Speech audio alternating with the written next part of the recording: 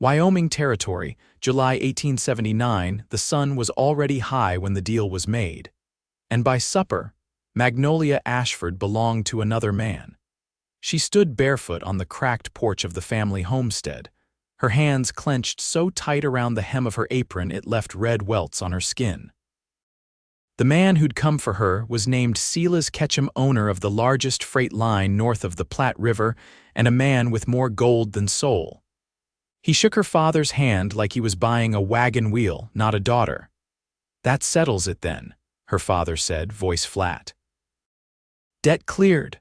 Magnolia didn't cry. She did not scream. The weight of years of struggle sat so heavy on her shoulders, tears would have only added another burden. Her mother had passed the winter before, and her younger brother Zachary had been coughing blood for weeks. The land had turned against them, and now her father had too. Silas tipped his hat to her. "You come with me now, girl. Have the papers signed already. You'll work off what's owed and then some." She said nothing. Just stepped down from the porch, her worn boots thudding softly in the dirt. Across the yard, leaning against the corral post, a tall man in a sweat-darkened shirt watched her. His name was Abram Whitlow, a ranch hand hired on for the summer. He had not spoken more than a handful of words to her since arriving, just quiet nods, a short ma'am when he passed her with a bucket or saddle. But now his jaw was tight, arms folded across his chest like he was holding himself back from something dangerous. "Do not do this," he said to her father, his voice low, rough. "Not your concern, ranch hand," her father snapped. Abram looked straight at Magnolia then, and she felt it in her chest like the echo of thunder. "She is not a piece of land," Silas laughed. "You looking to pay the debt then, boy?" "It is over $200. Abram stepped forward without hesitation. "I will." Magnolia's breath caught. Her father scoffed, turning his back. "You don't even make near that in a season." "I have saved near all my wages since I was 16, Abram said. "You want cash?" "I will ride to Cheyenne myself to draw it from the bank. 3 days' ride." Silas looked at him with narrowed eyes. "You bring me 220 by Wednesday night. Cash, not a penny less." Abram nodded once. "Done." Magnolia stared at him like he had just pulled the sun down from the sky. "Why?" she asked, voice small. He met her eyes. "Because no one should be sold. Not ever." Silas spit in the dirt. "Then she stays with me until the payment is in my hand. You think I am foolish?" Magnolia flinched when Silas took her by the elbow, but Abram stepped forward fast. "You will not lay hands on her." Silas let go with a sneer. "Do not be late, hero." They rode out, and Magnolia did not look back. 3 days passed like a storm behind a closed door. Abram rode before dawn, stopped only to water the horse and rest it, then kept riding. He did not eat much. He did not sleep. He reached Cheyenne by the second sundown, drew every coin he had saved over 10 years, and rode back without pause. The morning of the 4th day, Magnolia was in the hot back room of Silas's storehouse, scrubbing the wooden floor with a split-handled brush. Her nails were raw. Her lips cracked from dehydration. She had not seen the sky since she arrived. She heard shouting outside, the sound of boots. Then Maggie, her head snapped up. She had not heard her name spoken with warmth since her mother passed. She ran to the door and flung it open. There he was. Abram Whitlow, covered in trail dust, his shirt torn at the shoulder, face sunburned, but alive and breathing and standing there like he had come straight from heaven. "I have your money," he told Silas, dropping a pouch heavy enough to shake the porch boards. "Count it." Silas did, grumbling and muttering, but when he finished, he tossed Magnolia's signed release across the floor like it was trash. "She is yours." Abram looked at Magnolia then. "You are free." She stared at the paper, then at him, then walked slowly forward until she was close enough to feel the heat coming off his skin. "You rode 6 days for me. I would have ridden 60. She reached out and touched the side of his face, her fingers trembling. "You do not even know me." "I know enough," he said. "I know you did not deserve this. I know you are strong. I know you are good. That is enough for me." Her chest ached with feelings she had never dared let out before. "Where will I go now, with me?" he said. "If you will." She nodded, and something in her broke open. He held her when she leaned into him, just held her like she was something to protect, not own. They left Silas's place that evening, riding side by side down the trail as the sun dipped low. She did not ask where they were going. Wherever it was, she was free and she was with him. She would never be promised away again. Not while Abram Whitlow was breathing, and in the quiet between hoofbeats, she looked over at him and smiled for the first time in years. A real one, he smiled back. By the time the cottonwoods thinned and the high grass turned golden in the wind, Abram and Magnolia had ridden nearly 30 miles west. The sun hung low behind them, painting long shadows over the hills. He led her toward a small line shack nestled beside a trickle of a creek, one of the cow camps he bunked in between drives. It wasn't much. A single room, plank door, no glass on the windows, but it was shelter. Abram swung down first, then offered his hand. Magnolia hesitated. Her palm slid into his, rough meeting rough, the feel of it startling in its steadiness. She stepped down. "Will you be warm enough?" he asked as she followed him inside. "I've slept through worse," she said, looking around. The room smelled of cedar smoke and old leather. One cot, one table, a shelf with a dented tin pot and 2 plates. The fire pit in the corner still held coals from a week ago. He stoked it to life while she stood near the door, arms folded, not for cold but to hold herself still. "I'll take the floor," he said once the flame caught. "You'll have the cot. I can sleep on a saddle blanket same as you could," he nodded. "But you won't."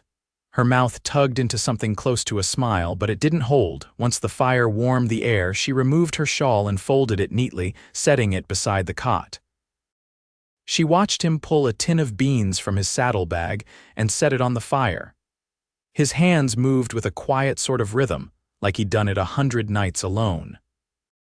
She found herself watching the way his shoulder moved beneath his shirt, the way his eyes stayed on the pot even as he sensed her watching. "You always save your wages?" she asked after a stretch of silence. He nodded. "Didn't see the point in spending on things I didn't need. Most men would have bought a new rifle or a bottle. I don't drink," he said plainly. "Never saw the good it did a soul." She sat at the edge of the cot, boots unlaced but still on. "You ever think about going back east? Nothing for me there." He passed her a plate once the beans were warm. "I never left Wyoming." She ate slowly, careful not to spill. He didn't ask questions about her family, and she was grateful. That silence felt like a kind of mercy. After they ate, she folded her arms and leaned back against the wall. The firelight played shadows across her face. "I don't know what I'm supposed to do now," she said finally. "You don't have to decide tonight, but I will need work." "I know a ranch near Rawlins," he said. "They pay fair and the woman who cooks there could use another set of hands." "I can cook," she said, "and mend." "She'll see that," he said. "If you want it, I'll take you there." Magnolia watched him for a long moment. "You talk like it's my decision." "It is." Her throat worked, but no words came. She looked down at the floor, then back at him. "You're not like the others." Abram didn't answer right away. He placed his plate down, then sat cross-legged across from her. "I've seen what happens when men forget that women are people." She looked at the fire then, eyes thoughtful. "I used to think things would get easier once I was grown, that if I worked hard, stayed quiet, things would make sense." "They don't," he said, "not always." "No," she glanced at him. "But you do. You make sense." That quiet settled into the room again, but it was a warmer kind now. The kind that didn't press. When she laid down, she kept her back to him, but not out of fear. He sat by the fire a while longer, whittling at a piece of driftwood, the scrape of his knife the only sound in the dark. Later, long past midnight, she turned over in the cot and whispered, "Abram." He was awake. "Yes, thank you." He didn't speak at first. Then, "You don't owe me anything." "I know," she said. "That's why I wanted to say it." She slept after that, the kind of sleep that comes only when you're no longer waiting for the floor to fall out beneath you. He watched the fire until it burned low, then stretched out on the floor, his hands folded beneath his head. The wind rattled the shutters, but neither of them stirred. The long road behind them had closed, and ahead there was something else still unknown, but waiting.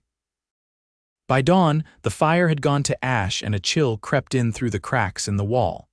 Magnolia rose first. She moved quietly, folding the blanket and setting it over the cot's rail. Abram was still asleep on the floor, one arm over his eyes, the other curled loosely near his chest. She studied him a moment, not with hesitation, but with something like steadiness, like she was beginning to see the shape of her own future reflected in the way he slept without fear. Outside, the creek whispered over stone and birds stirred in the cottonwoods. She stepped into the light and breathed deep. The air smelled clean, bright with dew and sage. No smoke, no sweat, no iron locks on the door. When she returned inside, Abram was sitting up, rubbing the side of his neck. "I didn't mean to wake you." "You didn't," he said, then paused. "You sleep all right," she nodded. "Better than I'd expected." He stood, stretched, and rolled his shoulder like it still ached from the ride. "I'll need to cut some wood before we head out," he said. "I'll help." He didn't argue. Just handed her a hatchet and led her out past the trees to where a log pile waited. They worked without many words, the rhythm of it enough. She split kindling while he worked the larger pieces. The warmth in her arms felt different than it had at Silas's place. It wasn't forced, it wasn't penance. It was useful. They took a simple breakfast, dried apples and bread from Abram's saddlebag, and by mid-morning they were riding again. The horses moved slow now, scenting the change in air. Clouds pulled long across the sky, dragging shadows over the basin. "Rollins is 2 days off," Abram said. "We'll camp again tonight near the ridge. There's a spring there."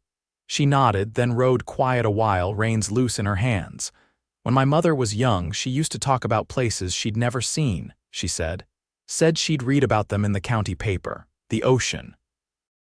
Blue Hills in Tennessee. She said she knew she'd never go, but dreaming about it helped. She sounds like she paid attention to the world." She did. Even from our porch, she noticed every shift in the wind. Magnolia's voice caught slightly, then steadied. "After she passed, I stopped thinking about what I wanted. It felt like a thing I wasn't allowed anymore." Abram looked over at her, not with pity, but something quieter. "You want to start again?" "I think I'd like to try." They rode on. The land began to rise, brush giving way to pine. By late afternoon, they reached the ridge Abram had spoken of. The spring ran cold beneath a cluster of rocks, and the air was clearer there, almost still. He built the fire while she set out the bedrolls. This time they laid them side by side. As dusk settled, she sat cross-legged across from him, fingers curled around a tin cup. The silence was comfortable now, not heavy like before. "You ever think about settling?" she asked. His eyes stayed on the flames. "Sometimes." "Where?" "Someplace quiet," he said. "Maybe near water." "Good soil, room for a garden." She smiled just a little. "You don't strike me as a man who gardens." "I've known enough men who could break a horse but not grow a meal. I'd rather be both." She looked at the stars beginning to show above the trees. "If I took that job in Rollins." "Would you stay?" "If you wanted me to." She turned toward him, knees drawn up, voice softer now. "I think I would." He didn't reach for her, didn't move closer. He just met her gaze and said, "Then I'll stay." She didn't answer right away. Just breathed, slow and deep, and let the air between them fill with something real. When she finally leaned against his shoulder, it wasn't out of need. It was out of choice. He shifted slightly, just enough to let her rest easier against him, and the fire crackled low. Neither of them said anything more that night. The moon rose full over the ridge, and everything else silence. The ache of old promises fell away. What remained was the warmth of two people beside the fire, not bound by what had been taken from them, but made whole by what they had chosen to give. By morning, frost clung to the scrub grass, and the horse's breath rose in pale clouds. Magnolia stirred first, blinking up at the light ribboning through pine boughs. She sat up, blanket draped around her shoulders, and watched the sun climb steadily over the ridge. Beside her, Abram was already lacing his boots, his jaw dark with stubble, eyes alert. "You hear something?" she asked, voice low. "Just the wind," he said.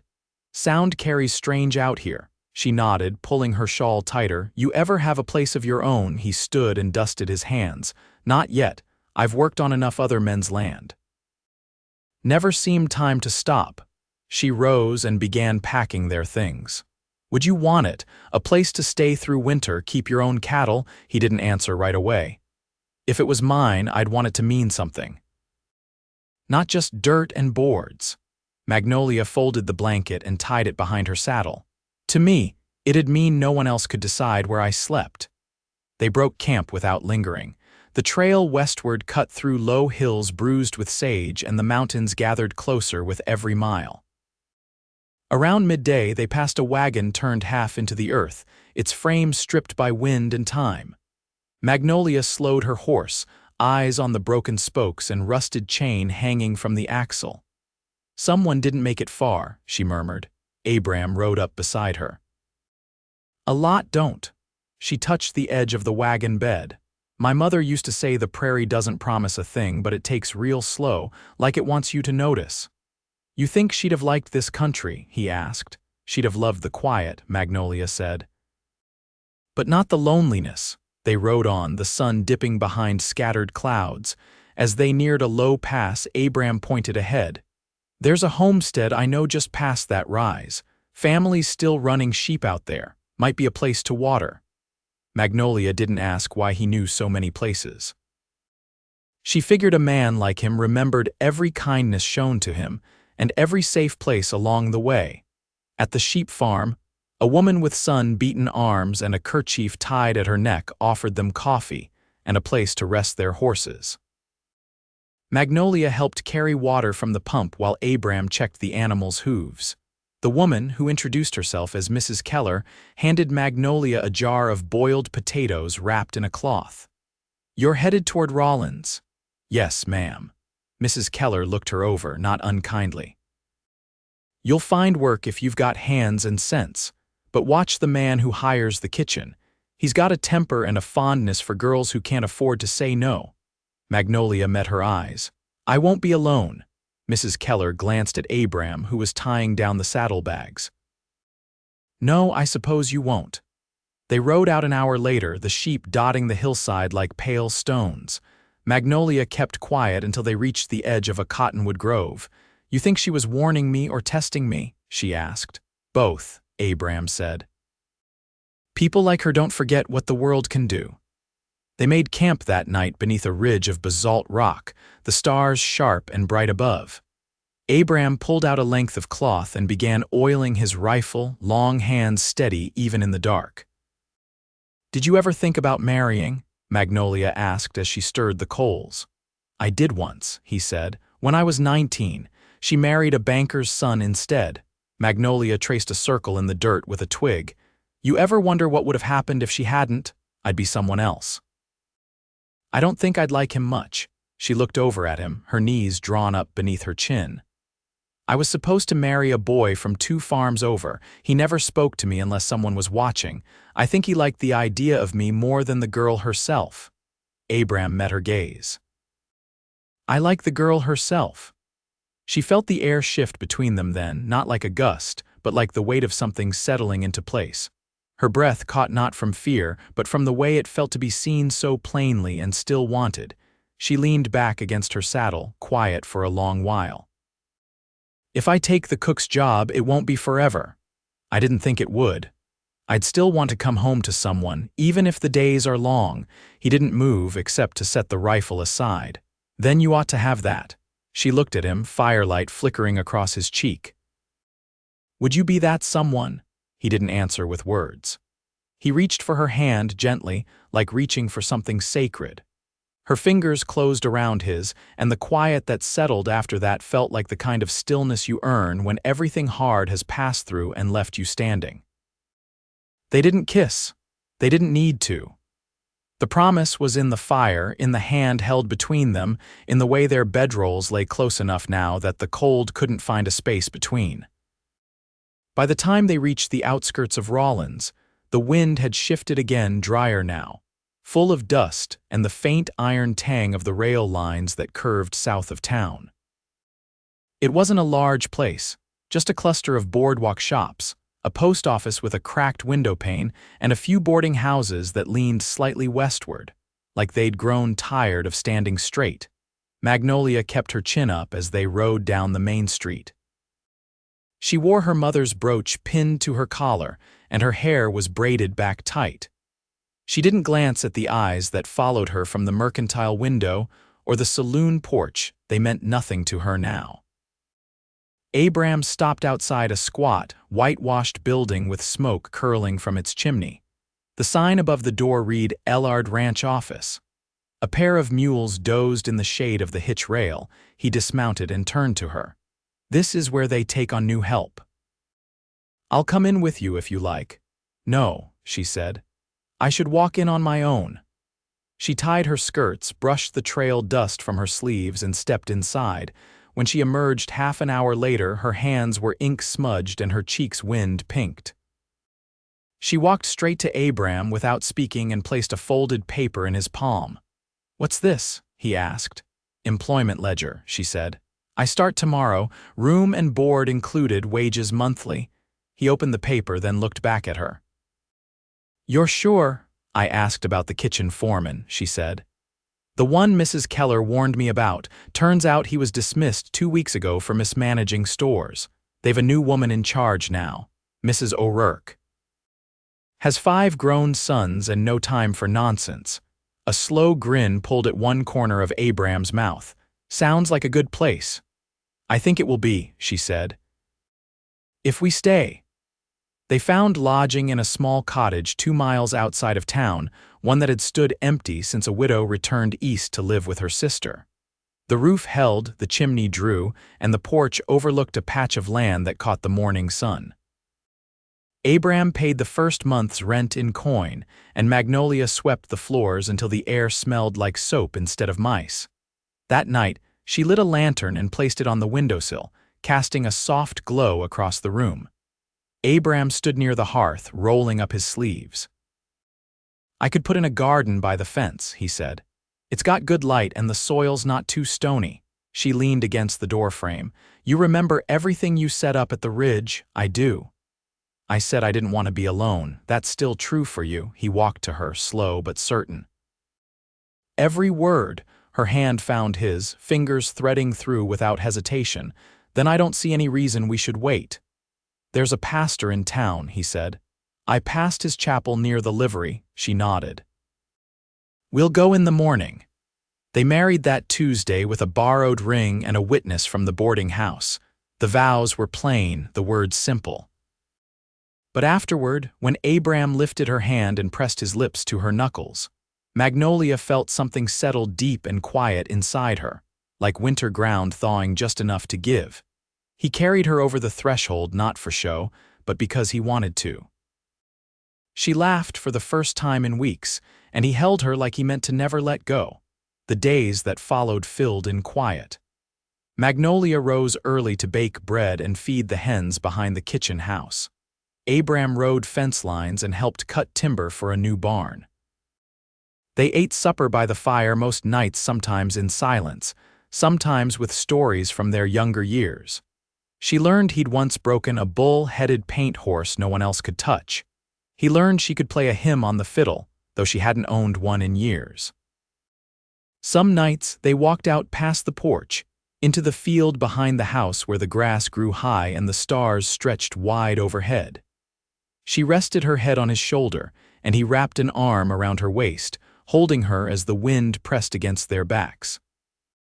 One evening in early autumn, she set a tin plate of apple hand pies on the table and turned to find him watching her, elbows resting on his knees. "You thinking something?" she asked. "I was thinking," he said, "how the first time I saw you, I didn't know if you'd ever look at me like this. And now I know I'd walk every road again if it meant ending up here." She crossed the room and knelt before him, pressing her palms against his chest. "I'm not going anywhere." "Good," he said, "because I've never been more certain of anything in my life." They kissed slow, like neither of them was in a hurry. The fire crackled low behind them, and through the window the wind moved through the grass like a lullaby. They didn't speak of the past anymore, not because they'd forgotten it, but because the life they'd built together was stronger than anything they'd left behind. Years passed. Abram built a tool shed behind the house, and Magnolia planted sunflowers along the front fence. She took on more responsibility at the ranch, hiring kitchen help, overseeing supply orders. He started breeding horses, careful and methodical, and never lost one to poor handling. They were not wealthy. But they were warm in winter, fed in spring, and known by name at every store in town. And when the first frost came each year, they sat together on the porch with quilts across their knees and watched the valley turn gold. In that quiet steadiness, in the shared work and unspoken devotion, they found everything they had once thought was lost to them, and they never let go.